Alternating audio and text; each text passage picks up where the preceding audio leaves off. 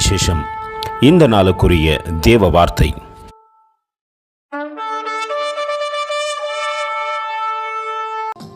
And said unto him, Behold, thou art old, and thy sons walk not in thy ways. 1 Samuel 8:5.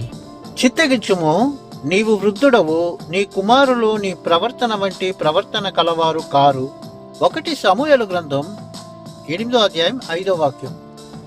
இதோ நீர் முதிர் வயதுள்ளவரானீர், உம்முடைய குமாரர் உம்முடைய வழிகளில் நடக்கிறதில்லை.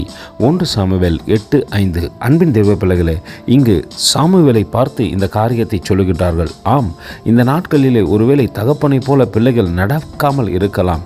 ஆனால் எந்த மனிதன் தேவ சித்தத்தின்படி நடக்கின்றானோ அந்த மனிதன் தேவனுக்கு குமாரனாய் மாறிவிடுகின்றான். சாமுவேலின் பிள்ளைகள் சாமுவேலுக்கு பிற்பாடு இந்த காரியத்தை செய்யாவிட்டாலும் சாமுவேலின் பணியை செய்யத்தக்கதாக அநேகரை தேவன் எழுப்பிக் கொண்டுதான் இருக்கிறார். இந்த நாள் வரைக்கும் அவனவன் செய்கைக்கு தக்கதாக பலனையும் தேவன் கொடுக்கிறார். அதனால் நாம் இப்படி நினைக்க வேண்டாம், நமக்கு பிற்பாடு இவர்கள்தான் இதை செய்ய வேண்டும் என்று.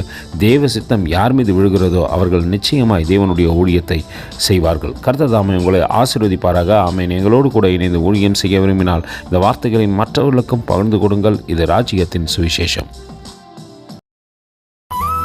Thank you for watching. God bless you.